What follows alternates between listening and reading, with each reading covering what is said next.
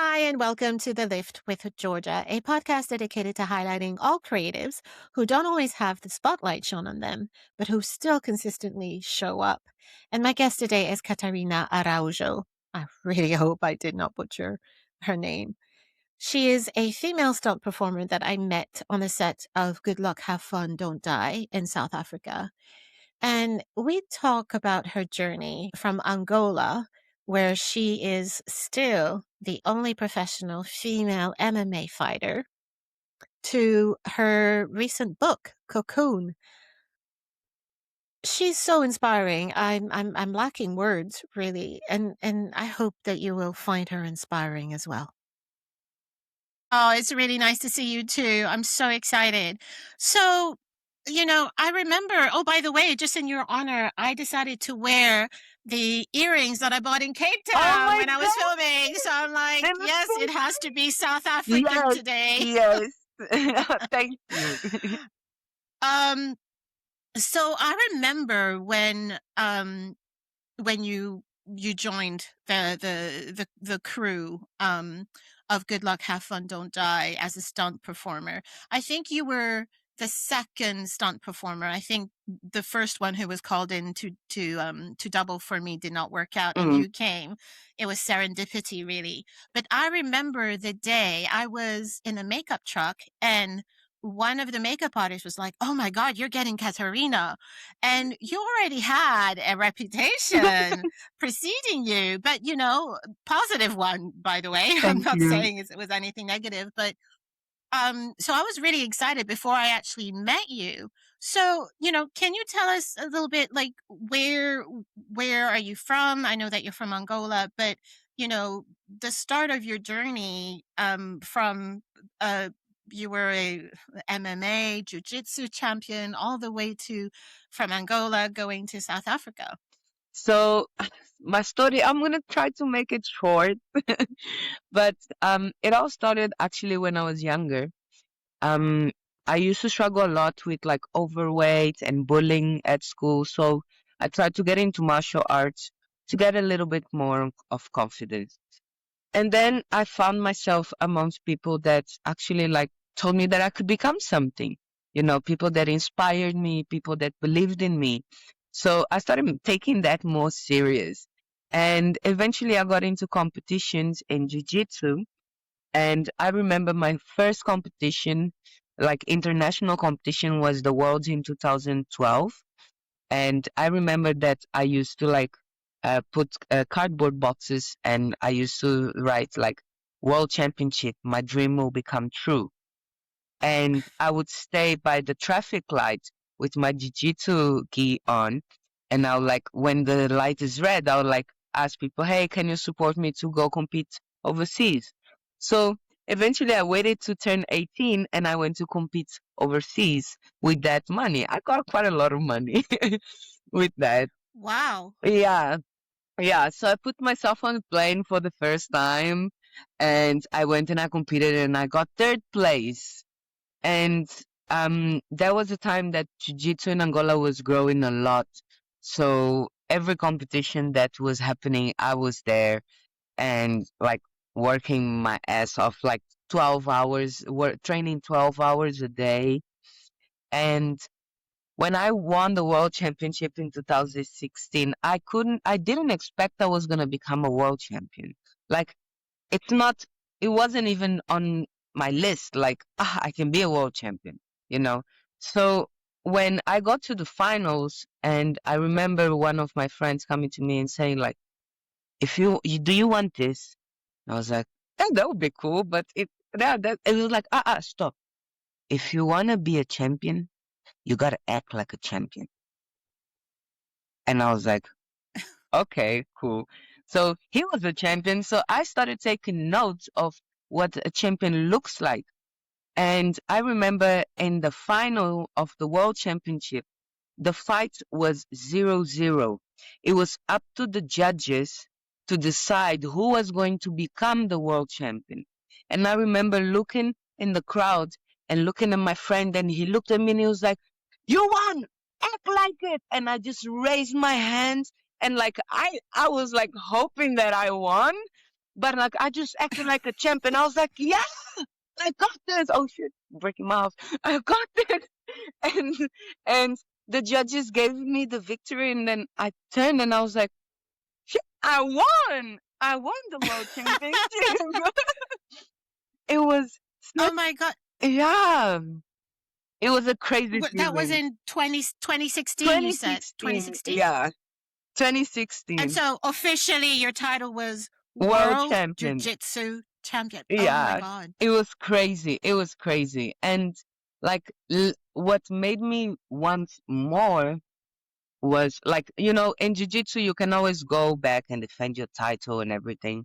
But I'm very like I try to get different experiences in my life, and I felt like I was a little bit like tired of having that position, you know, and also like after I won and I got the medal, I got my belt, I got $3,000 by the way. I went to the States with that money.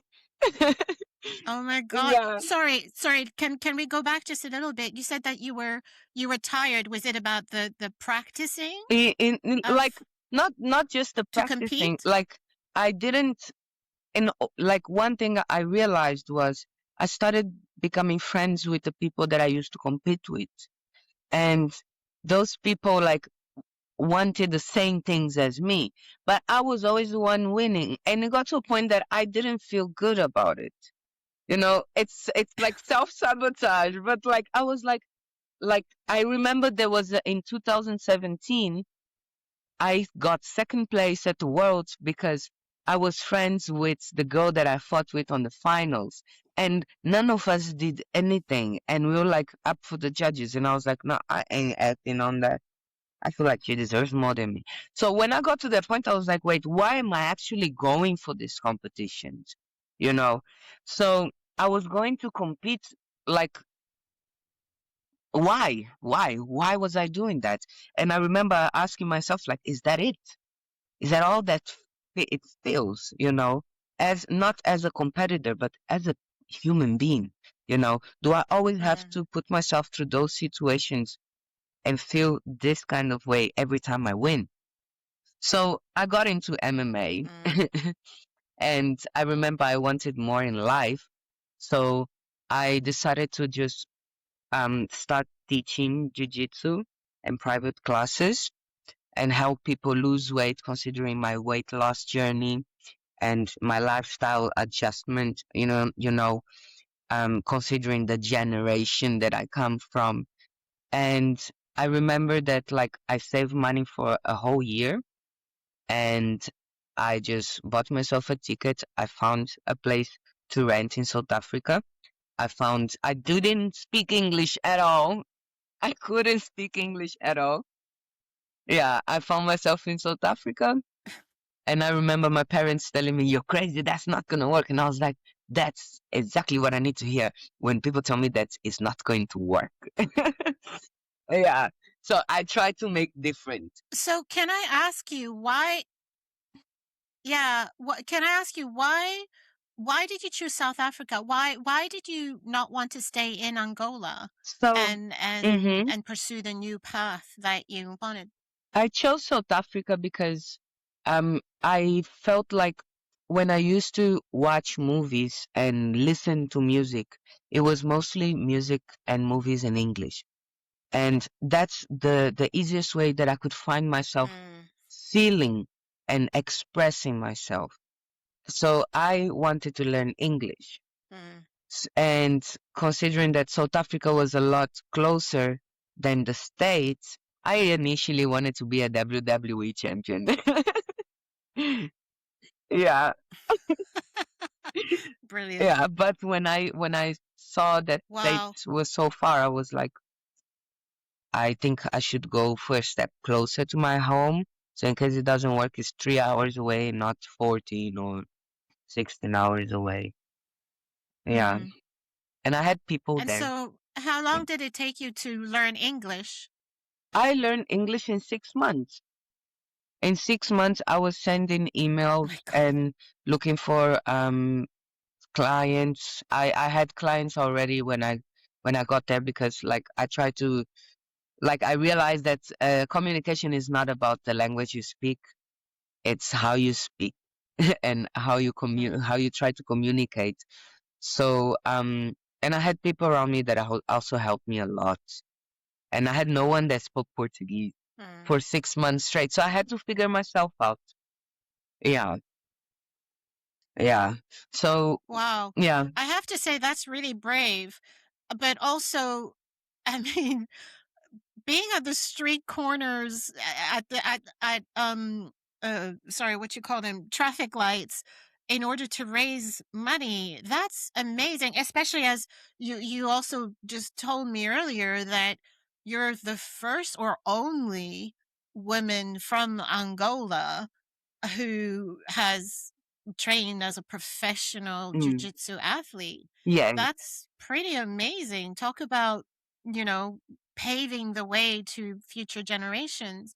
But it sounds to me that you're somebody who's a go-getter, which is amazing. What drives you, do you think? What is that? I don't know if is it ambition or is it the pursuit of something? Um, what drives me is the evolution in humanity. You know, I really believe that I came here to make the world like better and leave a mark and help people, and I realize that a lot of talking sometimes is not helpful. So you got to do the job and show people how it's done so they can be inspired by doing it as well, you know? So I feel like that's what drives me. What drives me is hope that I can become better every single day and the next day. And I know that there's someone that is getting inspiration from me. Hmm. Yeah. I mean, honestly, it's I'm already my mind is already blown. So you arrive in South Africa. You arrive in Cape Town specifically, or is hmm it Cape Town that you arrived first, or did you go I somewhere else in went to South Africa? Joburg first. I went to Joburg first. Right. Yeah. Yeah, I went. And was it? And but I met you in Cape Town. So why the transition from Joburg to Cape Town? So I moved to Cape Town because of stunts, actually. Because Okay. so when I arrived in South Africa, I did my first professional MMA MMA fight, and at that time I couldn't see. So I went through eye surgery after that fight because I used to wear contact lenses. Fighting jiu-jitsu is easier because you're next to each other. MMA is different because people go apart, people come together. And so, like a day before my fight, I got an eye infection because I couldn't afford the contact lenses to get new ones. So I went to fight without contact lenses. And I lost the fight because the whole fight I was trying to find my Oh opponent. my. Oh my God. That is hilarious. I'm sorry. I I'm know. laughing with The you, whole not time at I'm you. just like this. That is so funny. Yeah. Yeah. Wow, that Yeah. funnily enough, now that I know you, that is very you. Yeah. Yeah. Because I couldn't pull out of the fight. I was like, ain't no ways. I was like, maybe I can try. And the girl that they put me to fight with, she was huge. She was like, we are very good friends now, and we actually fought in jiu-jitsu. So we like 1-1. She beat me in MMA, and I beat her in jiu-jitsu. So we don't need to revenge anymore. But at that time, I was like, I'm not moving back because I remember that I brought my father with me for the fight to watch the fight, and I was like, I am not pulling out. Like, because my father was a competitor for many years until he passed away. And he like quitting was not part of the option for our family. You either like take a break and find your way to win or you win. Yeah. So when I moved to after I done that fight and I was just training MMA, and I couldn't get another fight because I was getting a lot of injuries. My knee was getting a lot of injuries, and I just couldn't, Mm. like, the organization couldn't pick someone to fight me. So there was no female division in MMA in Africa f- from when I started. Oh, wow. That is why I turned professional, because I only had one amateur fight. So when I turned professional, there was no woman to fight, only me and that girl. And we fought already. We're not gonna fight for a belt again. So that happened. Mm. And I remember my MMA coach, Richie Kwan, said to me, "So, do you want to make movies?" I was like, "What?" He's like, "No, do you know what Stunts is?" I was like, "No." He's like, So there's an audition tomorrow. So you like doing commercials?" Because I did a few commercials as well. And he was like, "So you like doing commercials, so maybe you can try this. So I'm gonna give you a number." So he gave me Grant Powell's number. And I remember Grant came. Sorry, Glenn Powell, the actor? No, Grant Powell, he's a stunt coordinator. Oh, Yeah, he coordinated the G20. He coordinated the Woman King along together with Danny Hernandez. okay. So like a head of stunts, Yes, almost like yeah, stunt yeah, coordinator. Yeah, yeah. yeah. Oh, wow. So that was Okay. in 2019. So everything happened in Mm. such a short space of time. It was 2019, and I just met Grant Powell, and he asked me to go in for an audition. And I went for an audition, and the audition I just had to, like, do shadow boxing, like, throw people on the floor. I was like, I do this every day. It's like, that's easy. And yeah, and I remember we eventually decided to choreograph a fight scene, and it was a fight scene at the office, against me and my colleague that he's also a professional MMA fighter. So when I remember a time that he threw me on the wall, and as soon as I fell, I punched him, and he punched me back, but he reached my face and he hit my nose, and I was just bleeding. And I look at him and I continue smiling, and I hit him back. So now it just turned into like almost a real fight. And Grant was like, Oh "No." my God, both two MMA fighters who Yeah, forget that this is about stunts, and it's oh my, yeah. that He is was like, so Grant funny. was like, "Wait, wait, wait. What are you doing? No, this is not. You don't touch. You don't. If you touch, you lose your job." I was like, "Oh, okay." Oh, So I learned, like, so I was um gifted to go do stunt double for the main actress for the first ever Netflix series, action Netflix series, and it's called which Queen one was that? Sono. What's the title? Queen Sono. Queen Soda. Queen Sono. Yes, Was that a South African it's film a South or? African film. It's a South African film. Okay. It's I doubled for Pearl Tusi. Um and the journey just started there. And I remember during COVID, what happened was, um, I was training. The season 2 for Queen Sono was about to happen, but then they canceled the show. And then I Mm. continued becoming friends with Pearl. And I remember one day receiving an email to go stunt double in Thailand for Pearl. And at that time was the same time that I bought a ticket to go visit my family. That because I haven't seen my family since I left Angola. Mm. So now I didn't reply to. So that was how many years This then? is 3 years. Sorry, you left in 2016. I left. Three Yeah, years. yeah, Wow. three Okay. years. Yeah. So, six and Mm. six. Yeah. So I left, and I was like, okay, let me think about it. So I didn't reply straight up the email. So I remember Pro Tusi calling me and it was like, "Girl, what the fuck are you replying to the email, bitch?" I was like, "Oh, yeah, I'm gonna." She's like, "This is the opportunity of your lifetime and you're going to visit your family. You can visit your family later. Come on, you got it." So we went to do Fistful of Vengeance in Thailand for 3 months. And it was a Wow. blessing in disguise. I met such an amazing people, and I believed in myself a lot more. I learned a lot about the industry and how it works. So it was good. And there was also a time like, Wow. yeah, there was a time that I remember that because it got to a point that being a stunt performer for me wasn't just about performing, because I before I became a stunt performer, I was a teacher.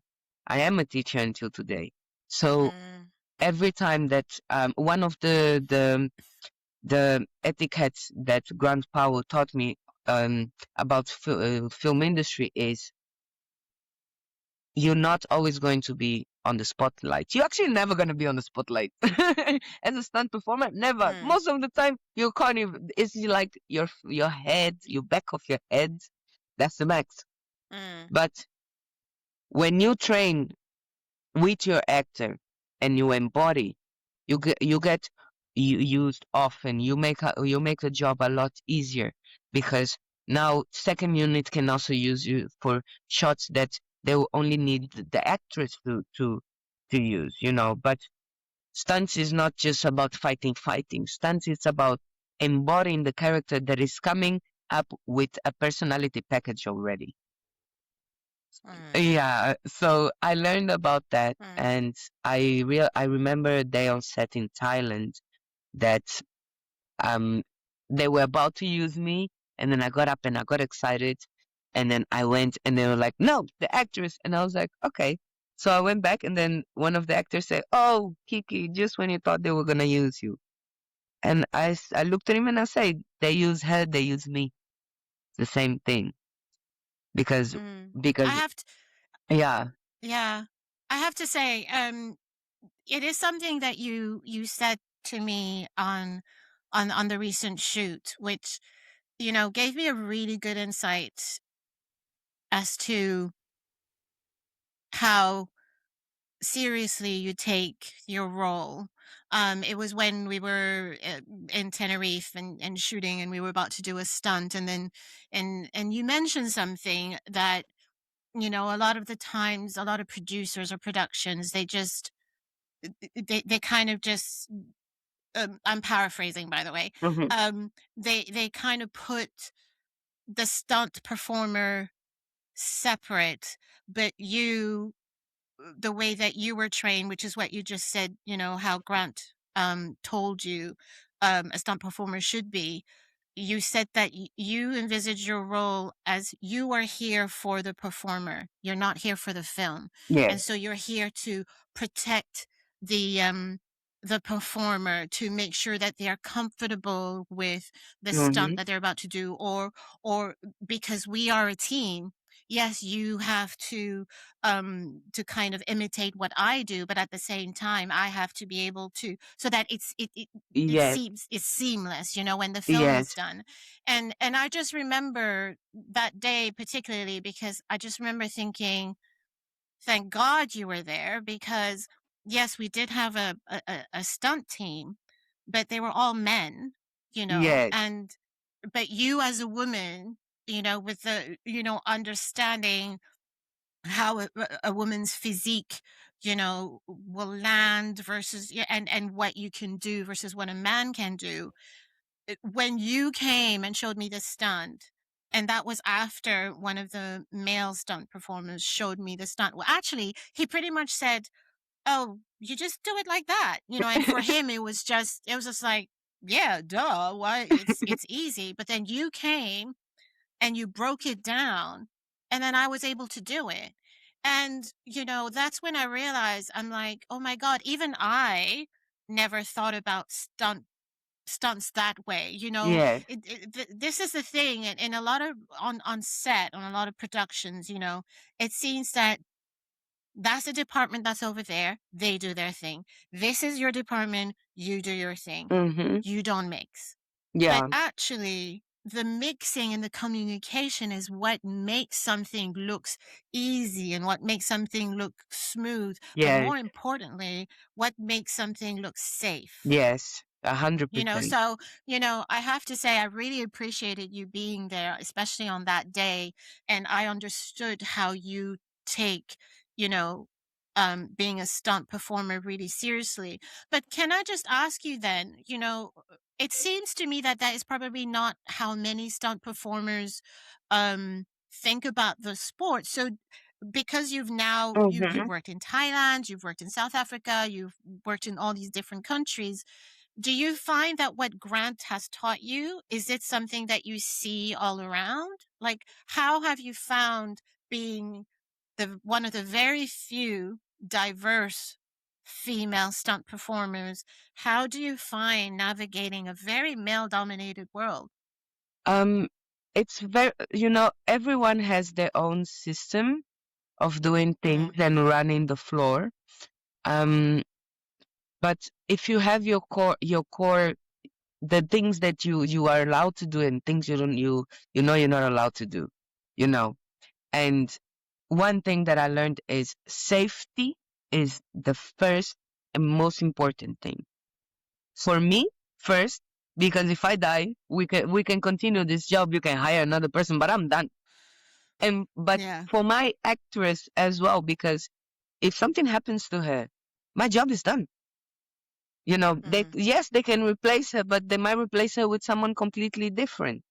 You know, mm, and and I feel like being in a space that it's in an industry that is so male dominant made me understand that the relationship that you create with your actors while you stunt doubling, and not only with the people you are performing with, you know mm, it's very important because you're not doing that just by yourself.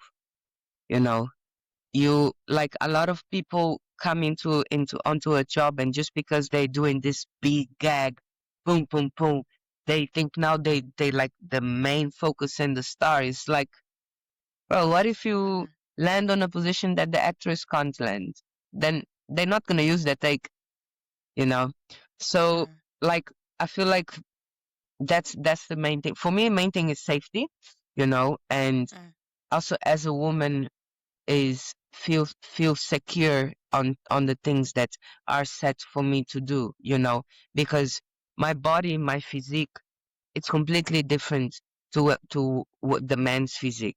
So when they set up for a take to do something, I always have to double check.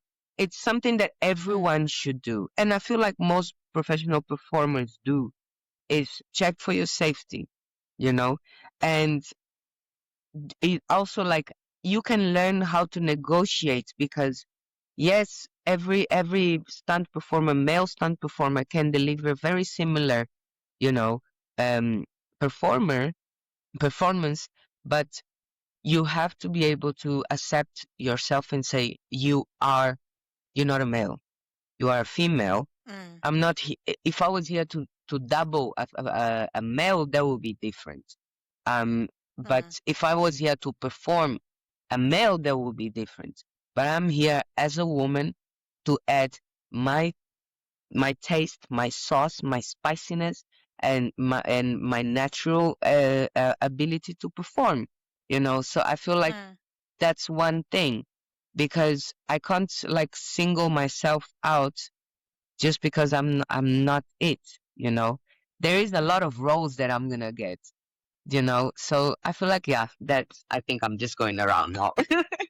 Yeah. Yeah, no, no, no. I mean, sorry, I was just letting you talk, and while you were talking, I was just remembering, especially the safety on set. I know that there was a dangerous stunt that you stopped. Just Yeah. basically, the explosives did not happen the way it should have. Let's just Yeah. put it that way.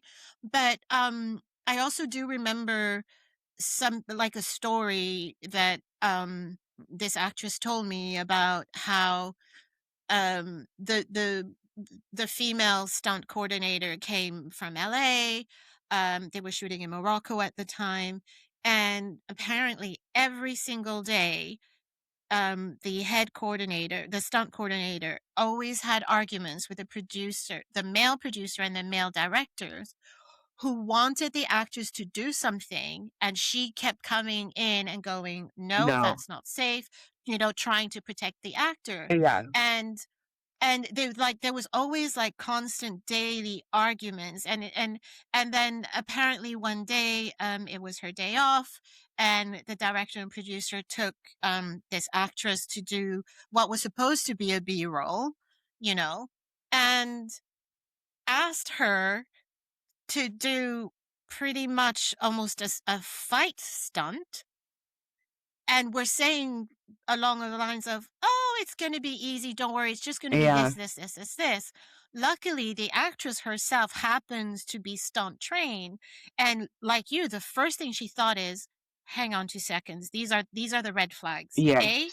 I don't know if the actor that they want me to fight against is actually stunt trained. Yes. B, if he's not stunt trained, does he know, because he was also like so much taller than her. Mhm. B, does he know his own strength? Does he know, like you said, with that scene with your the MMA guy, you just started punching Yes. each other until you got stopped. Does he know to not touch me? Yeah. And B, does he actually know to how to move to avoid my strikes?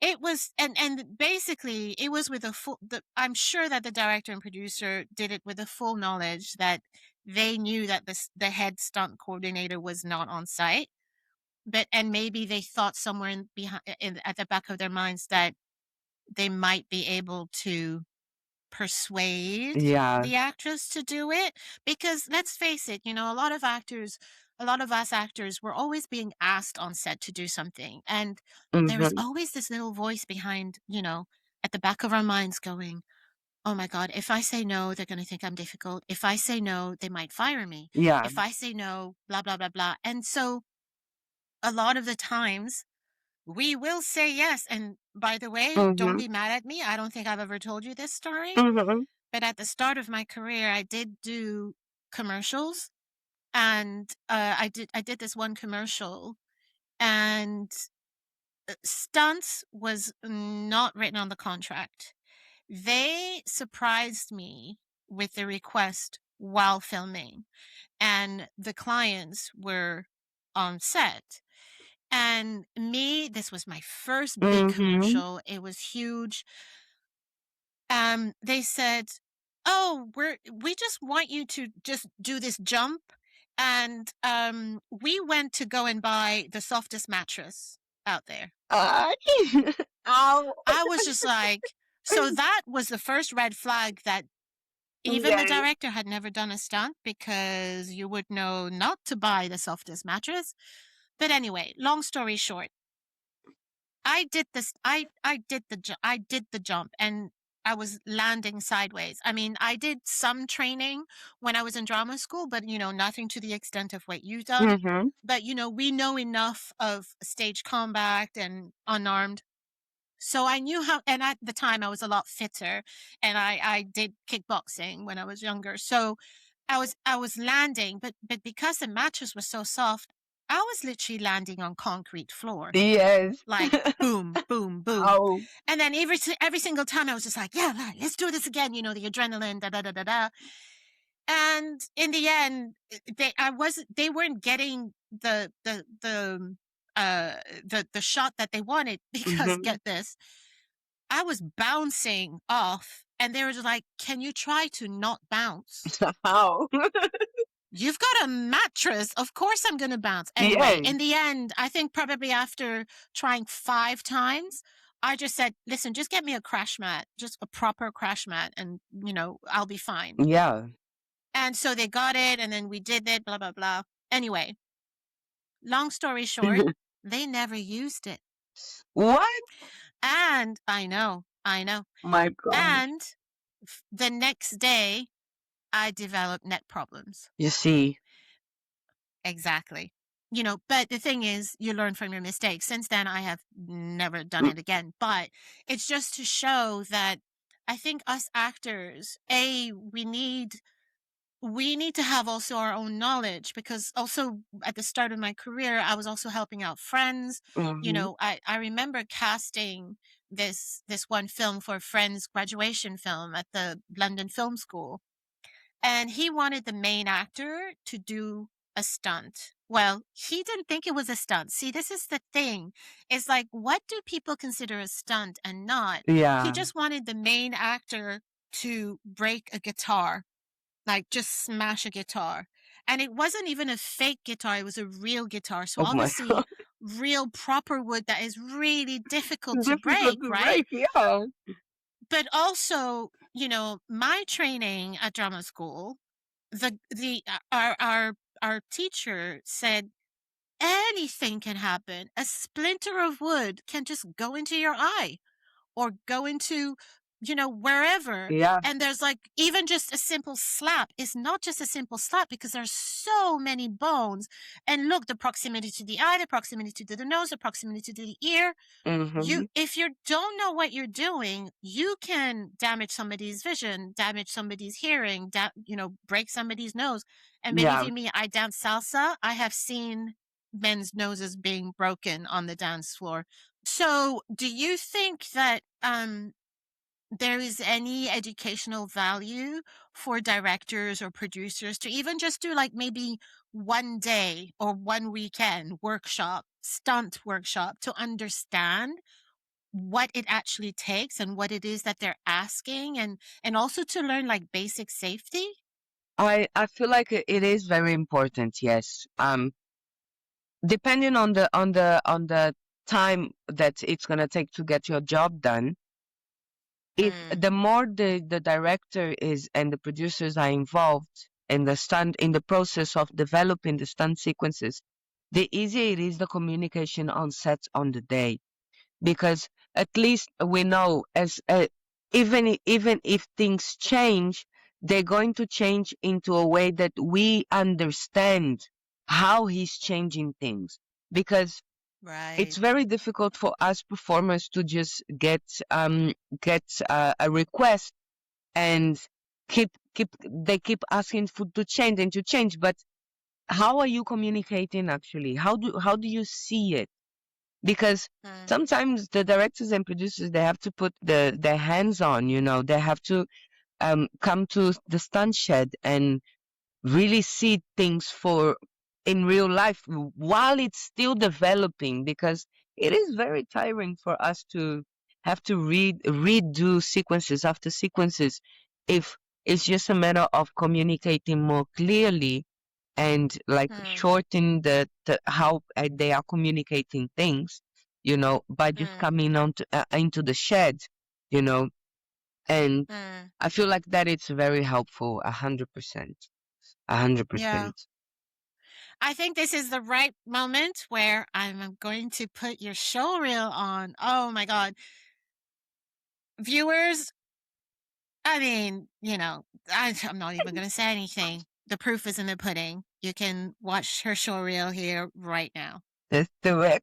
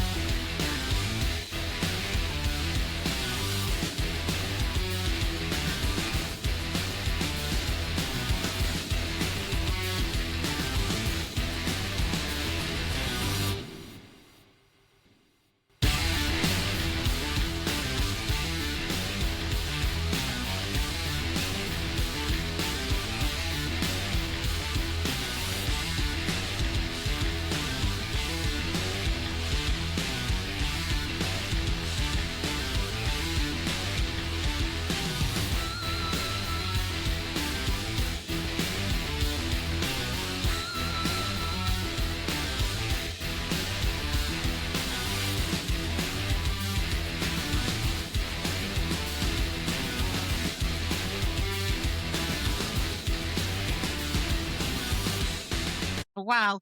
I can see some footage of your training for the Woman King, which was shot in Cape Town, wasn't it? So Yeah. can you tell us a little bit more about it? Oh, actually, before you do, I was when I was doing my research on you, I didn't realize this, but you were all nominated for outstanding action performance by Stunt Ensemble for the Woman King. That's amazing. Yes, thank you. So how did it all go? And what did the training entail? How long did it take? Yeah. Well, honestly, the Woman King was such an incredible experience. I honestly felt like an Anishka most of the time because I was part of the stunt utility group. So out of all the people that were part of the stunt team, I was the only woman that was permanent on the job. Oh, wow. Yes.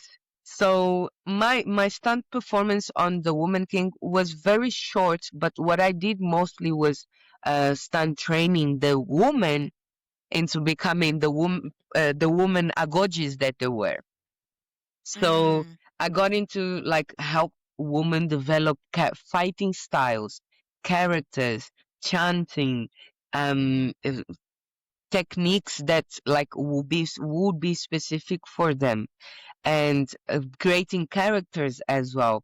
So, like, I was most of the time in the kitchen cooking. I was not really always on set eating the meals because, yeah, because on set I was most of the time helping the woman just feel safe mm, and perform at their best, So when I say I feel like I was a little bit like Nanishka was because I had to train all those women before they were able to train with the main actress, So mm. because this woman they never trained before, they are all dancers, We had to look for, Oh. yes, because we couldn't find women to fight, So we had to Mm, find dancers, and I had to the stunt team like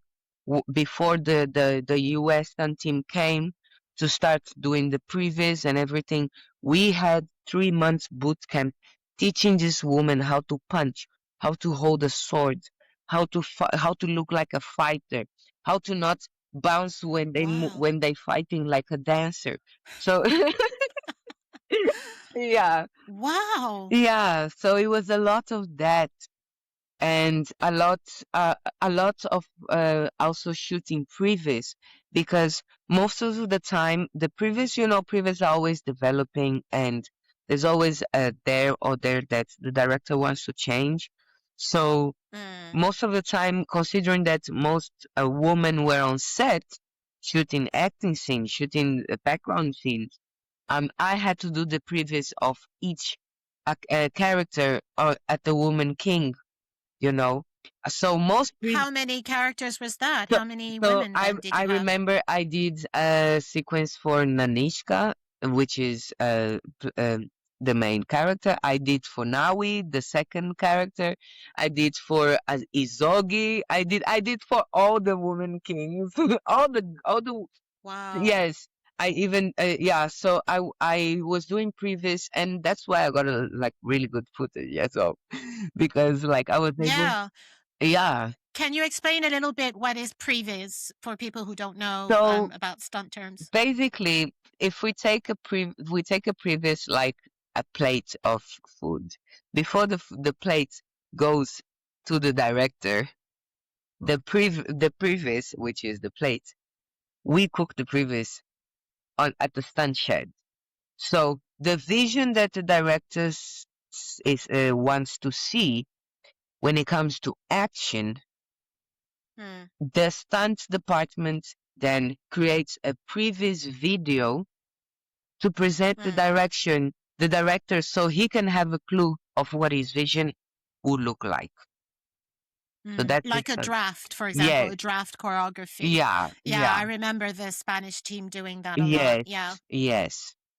Yeah. So Mm. and it's quite Okay. fun as well because as I feel like as a stunt performer, that's what I got when I realized that stunt performing is not performing always as, the stunt double. It's performing as the Mm, character as well. You know, mm, when I had to play Naniska on the stunts previous, I couldn't play Naniska the same way I was playing Izogi because the mm, characters are different. So when I got to that level, I had to start like studying my actors, studying how my actors move, how my actors talk, because to deliver it more realistically to the director, because sometimes mm, you just focus on the action piece of things and you forget that you are representing a character, you know, and you are representing a person to represent a character. So it's like mm, so tricky because we have to perform like every time I have to double for Georgia. I'm not doubling mm, for Mary. I'm doubling for mm. Georgia. So when I go to set, I'm not gonna act like how would Katharina act as a stunt double if Yeah. I was gonna perform as Mary. It's impossible. Now imagine if I walk Mm, different than you walk. Now we're gonna yeah. spend time working on that. So when I Mm, got into doing a lot of these previous videos, I got into understanding that okay, I have to study my actors as well, you know, and mm, because they will also count on me when it comes to uh, acting with for action movies emotionally, like stunts mm, stunts training is not just about performing fight scenes, performing fire burns or this or that dangers, it's also how mm, you deliver a pain, a slice on your wrist. How do you deliver a loss of someone, during the yeah. battle? So these things, our actors also base themselves a lot with that material, because as much as we have like actors that work in very different movies. For example, there's actors that never done an action movie before. When Yeah. you ask them to, Me. you ask them to react to a pain on the leg, and they go, like it's not just yeah. So I feel like that's also a very important part of my job is how I can help the actors as well into building the characters, the action Mm, characters. yeah. That being said, Wow. yeah, That's amazing. I didn't realize all of that. And actually, you mentioning that you had to basically cast dancers because just of a sheer lack of women stunt performers, yeah, or let's just be more specific, black or diverse women stunt performers, just tells you the issues that's in the industry. I mean, yeah, hopefully that's going to change. yeah, But so let's move on from that, and from your stunts, because you're so much more than a stunt performer. i yeah, i found out from the makeup team, as I said, that you also, I mean, talk to me a little bit more about the Comic-Con aspect of it. yeah. Oh my gosh, the Comic Con was such a great experience. Um, I like since I was young, I always liked performing live. You know, not because like I wanted to show off, but because at least I couldn't like I could just be part of something, and people would actually give attention to what I'm part of, and there I could be free and do whatever I could. But doing the Comic Con live um was such an incredible experience for me because I got to embody this video game character and I got to dress up as this video game character. I got to build this video game character from scratch. Her name is Zazia. Yeah. So it's Is from it a real game, or Ye is it so or a real character in the game, or it's a game that is from Boy Skills World movie, that okay? the boy plays the game and he finds the inspiration, and I'm not gonna spoil it. You have to watch it. Yeah, but I play one of the characters in the game that he plays in the movie. So Wow. it was amazing to like create this live because we actually had a lot of room to like rehearse as well. I think we rehearsed for a whole month because there was a lot of details aspect. Like I had a bottle hit on my head, so I had to like we had to like rehearse this and like time this properly because we are doing this live and there's people around us. How the glass goes, it's important. How I react to it Mm, is important. And also, like, I took that so seriously because I took that so seriously. And I remember that I even created the hairstyle for the character. So she had two long braids going all the way mm, down to the feet. So I also had to figure out how to fight with those two big braids and how to not hit people with them and also I added padding so when the glass hits like at least I don't feel much as well. So those are all the things as a performer I got to understand that like how I present myself as a character is so important on the day, you know, and it was such an incredible experience. I think we had like 3,000 people around and people were oh, wow. involved. People thought it was real, but we had like Oh, wow. yeah, we had a whole team ready like to protect us because we didn't want other people to hit us from it as well. Mm, And I actually after that I actually got an inspiration and I did a live action myself at my book launch. So yeah. yeah, this is a great segue. I was about to mention Oh. that you also have wrote a book. I mean, I don't know where you find the time really, but yeah, tell us more about your book. So let me show you my book. Yes, I'm gonna please. take the this out so you can see more. Oh, there's a Cocoon. little bit of a glare. Can you bring it out a little bit towards you so that we can see the whole book? Yeah, wait, Yeah. So it's called Cocoon for New Beginnings. yes. Tell us more about it. Go on. So this was closing a chapter of becoming a teacher or being a teacher. When it comes to take advantage of your comfort zone. So I created this book. I wrote this book. It took me like I'm still writing. Like Georgia, you have no idea. This is the first edition. And Mm, a year after I launched the book, I decided that I want to create a completely different thing, you know, and it's taking me so long. It's the 6th year now that I'm working on that book. mm-hmm, But I was working on that book while I was still working on at the movies. And it was quite difficult for me because I had so little sleep because every time I got home and I like I knew I had to work mm. on that, so I would have like papers on my walls all over, and it's just crazy. You know, just like my friend would find me like at 2 o'clock in the morning, just like Yeah. that's it. That yeah, yeah. So what is it about? What is the book about? So it's a self-help journal. So it's basically a book that I wrote to inspire people with my experiences in life and how like teaching people how to like be the creator of their own safety, you know, in different aspects of your life, you know.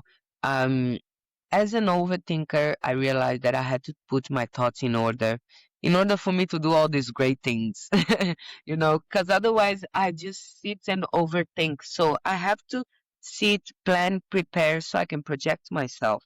So that's what Cocoon is about. Cocoon is a yearly journal that you can get it like for the beginning of the year or beginning of the month, beginning of the week. And you can use that as a startup package into achieving anything you want in your life. That means, say, if you want to lose weight, if you want to save money, if you want to detach from some things, if you want to keep track of your diet, if you know there's a lot to it, and it's available on Amazon, by the way. Yay. Yes, and I'm That also sounds amazing, to be quite honest. It sounds like something that I need. yeah. Yeah, because like you, I overthink a lot and I always have 10 million projects that are going on in my mind. Hmm. And it's that thing that, yeah, that sounds really great. And so is it available on Amazon like worldwide Yes, or yes, yeah, okay. Wow. yes, yeah. And that's self-published. You published it yourself or Self-published. did you have a publisher? I self-published. It was quite a ride because I never wrote a book before. I had no clue what I was doing. I didn't even know how to put pages on the book. So I had to like self tell myself a lot of things, you know. Hmm. Um, I found a publisher online and I just like prayed that they didn't steal my money and go with it. And they actually like helped me with it a lot. You know, they helped me with like what you call proofread it. And Yeah, proofreading. just the proofread, Georgia, took like 3 years. 3 years because I stayed a whole year without replying to the editor's email because I took that so personal. I Oh. just put the book aside. That was because she was like kindly rephrase, and I was like, that's exactly what I mean. If you don't understand, think. No, this, Oh my god. Well, I mean, you know what? That's so can I ask you, after the 1 year of silence, what made you then go back and answer the email, and what have you learned from getting the feedback that could help, other writers? I also would love to yeah, know how to write a book. yeah. So because it was such a personal book for me, after a whole year, I realized that I was masking how I was presenting the stories, you know, and Right. therefore the readers couldn't, you know, communicate. I remember like 8 months into it, um, the editor sent me an email and she said, you know, you need to the you. It feels like you are a father in this book. It feels like you telling them this is how you did it. This works. Do it.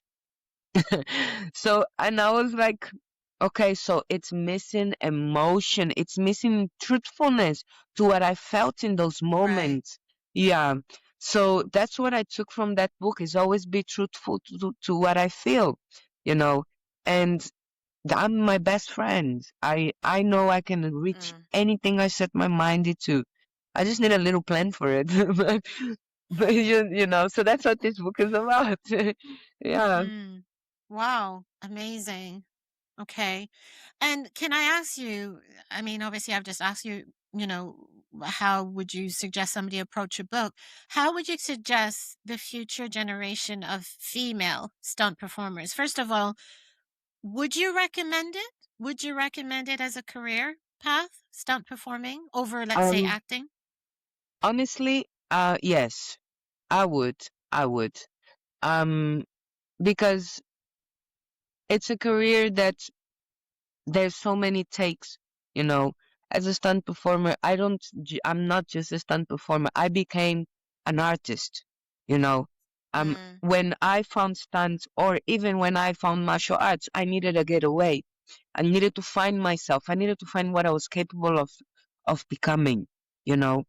And so when I got into stunts, I realized that I can become so much. I don't need to just be a stunt performer. I can even be hired to just be on set and tell my actor everything is gonna be fine, don't freak out. Because they wanna use them, you know.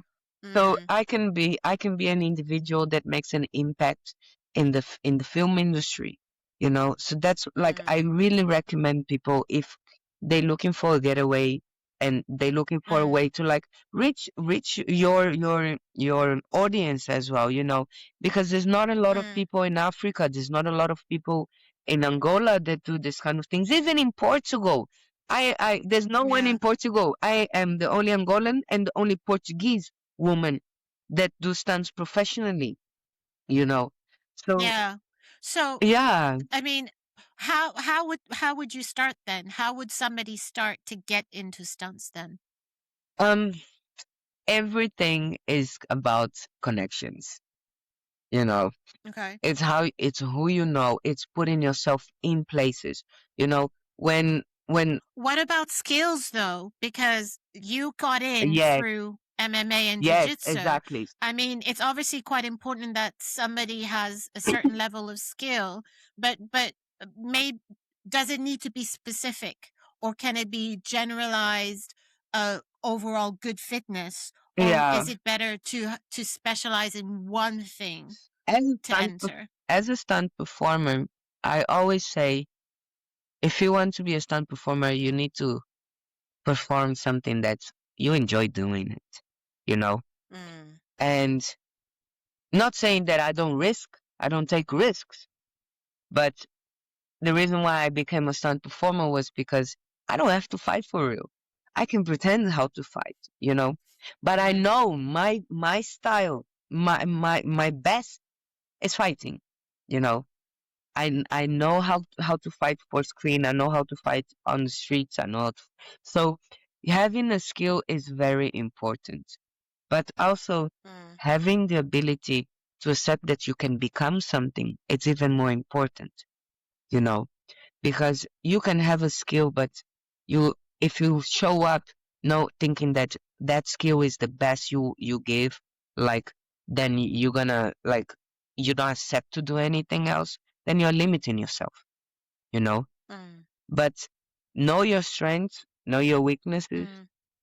and when you know your, And yeah, yeah, yeah, and what about, I mean, we can't get past the fact that, we are women in a male dominated industry, and even more so in the stunts. So how would you what kind of women stunt performer, what is the mindset or the character of an ideal women stunt performer in a very predominantly male dominated area? yeah, um, Like how the day to day, because for yeah, example, the film that you just doubled me on, you're the only female. Well, no, there was another stunt performer for me, yeah, but that's because she specialized in yeah, motorcycles. You specialize in fight. So, but you were still two women in a bigger team of men. yeah. So, what kind of person needs to be in that environment as a woman? Um, you have to have audacity. Mm, You have to have the audacity because, like, coming from a language that English is not my first language, and when I found that word audacity, it's like showing up knowing that you are the only woman there. You know, there's the right. reason why if they didn't need me there, they would have put a man here, but they not. You know, Mm. so Taking up space. take up space, you know. I like, Mm, don't feel afraid to ask questions. Take up space, know your voice, know your position as well, you know. And you as a performer, you are allowed to branch the position that you have, you know. If you're a stunt double, I'm not just doubling for, like I said, I'm not just doubling for Mary. I'm here for Georgia. If Georgia ever mm, goes to set and performs any stunt action without me being involved, it's a problem. Because mm, why was I not there? mm, Why are you leaving me on standby and not hire? You're not putting me there with her to help mm, deliver the character that we are creating together. You know, mm. so I Yeah, feel like that. Yeah. yeah. Wow. Wow, Katharina, I Mhm. mean, I'm almost scared to ask what is next, because you have now gone from Angola to Cape Town. Well, Angola to Joburg, Cape Town. Thailand. You were filming in Thailand, and just recently you were filming in India. Yes. Are you trying to make your way to the States? Is that still a dream? Is that where you still want to go head to? No, actually, I want to invest in the roots that I come from because there's no competition. And that's Mm, the biggest reason why I started this career is because I want no competition. Um, I am someone that has the audacity to become the first one in every single thing I can be, even if it includes me losing my leg. Oh God, I hope not. please not. Please don't lose your leg. Yeah, yeah. But Mm, there is a gap in the film industry and mm, in Africa, in Europe. I don't need to go mm, to the States. I can stay here. I can guide, lead the performers and people that need this space because it's every single day that people message me and ask me how do I get into stunts, and the answer that I can give you is just to have a connection. And when they come to me and they're like, but you are my connection, and I'm like, I know. So why would I be so selfish and go to the States to continue mm, building this? Like, if I know that if like one thing I always think about my stunt career going ahead is if I perform on camera as me and the actress, that's one thing, right? A stunt double. If I perform on camera as a stunt performer, I'm just me. But if I mm. get 100 people to perform on camera, that's me and 100 people. You know, I did a project 4 years ago that I trained 94 action extras for a Oh, whole wow. week. Yes, 90. What did you have to train them I on? had to, I had to, 94, that's a lot. yeah, I had to teach them how to fight, boxing, how to hold a sword, how to hold a spear, how to, how to create fight sequences, how to create fight plans for Are you battle talking scene. about Woman King? No, it's called King Shaka. It was cancelled. Oh, another film. Oh my God. Yeah, Wow. Okay. yeah. So like if they're using all these people, they're using me. And I'm not gonna lie, like I fought a lot, I've done a lot, and I get injured as well. I'm also tired. Like I've been doing so Mm, much that I do get tired. So I want to leave my mm, legacy as well, and I feel like going to the States is just being another needle in the middle of the needlers, you know. mm. So it doesn't make sense Yeah. for me. Yeah. Well, you could open the first women-specific stunt school in Europe. Yes, that's it. Yeah. You heard it here first. Yeah, I want my commission you if that are, you happens. are, you will be the agent. Wow, wow. Okay, I knew some stuff about you. I did not know all of that. I mean, that is pretty amazing.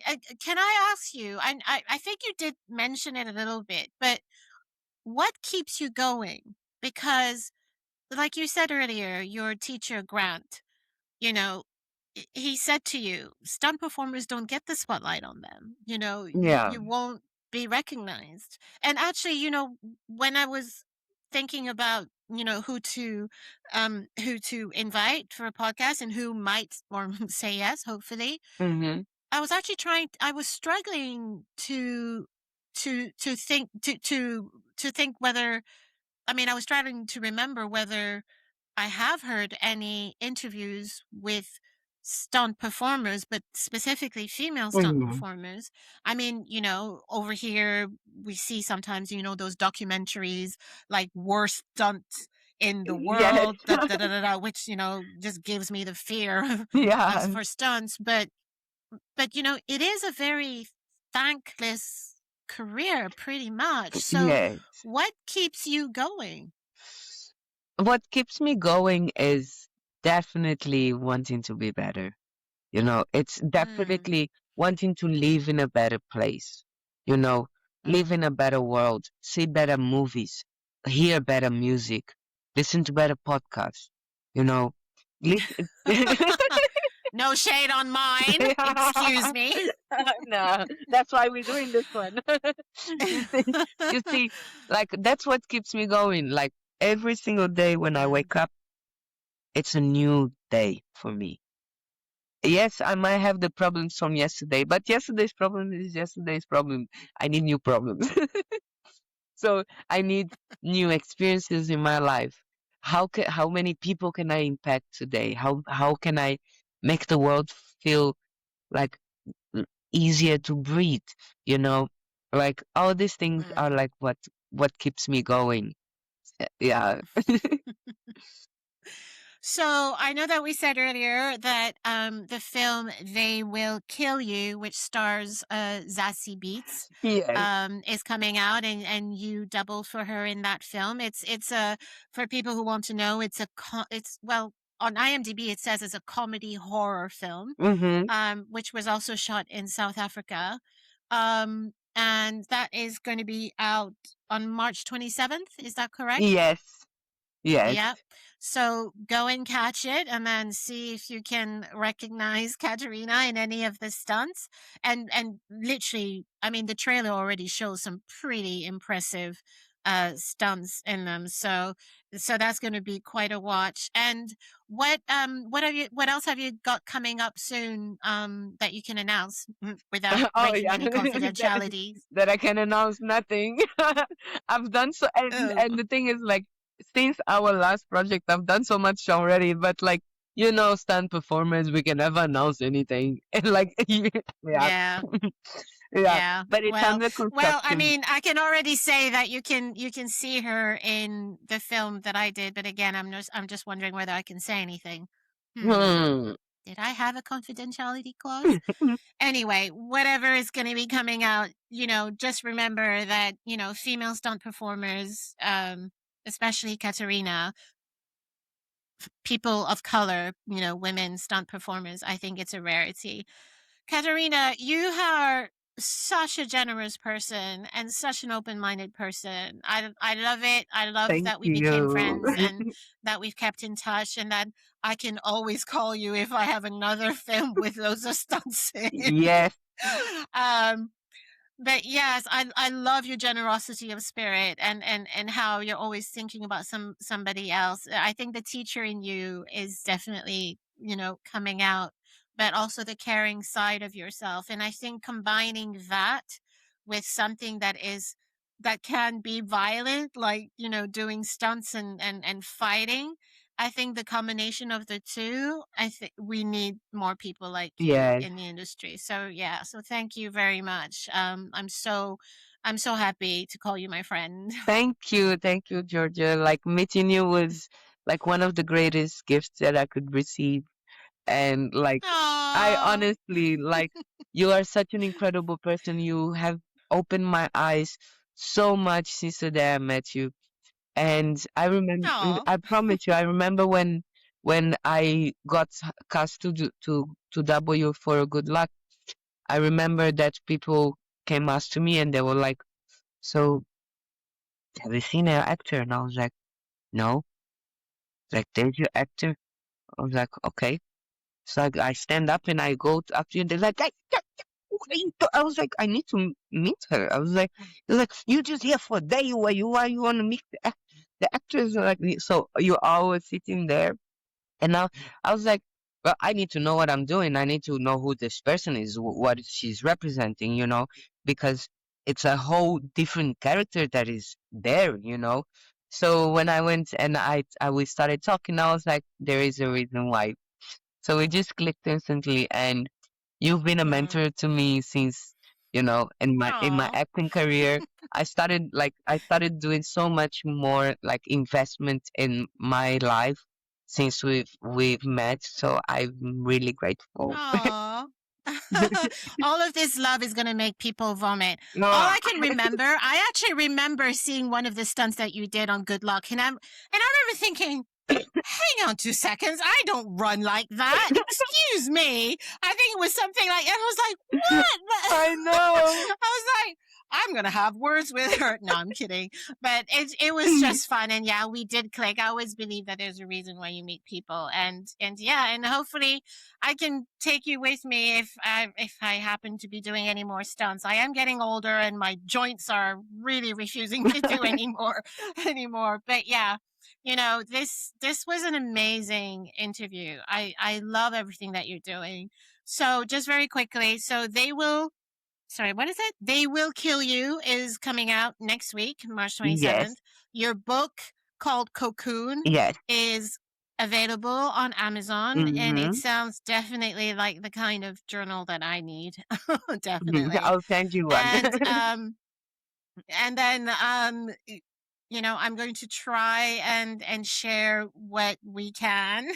I would say go watch The Woman King. Now that I know how much you were training the dancers and then training the Mm-hmm. actresses, I now want to watch it back Yes. and see whether I can recognize some of your style. Yeah. Yeah. Thank you, Yeah, Georgia. all right. Thank you so much, Katerina, Thank and I hope to you. speak to you again soon. Take Definitely. care. Bye.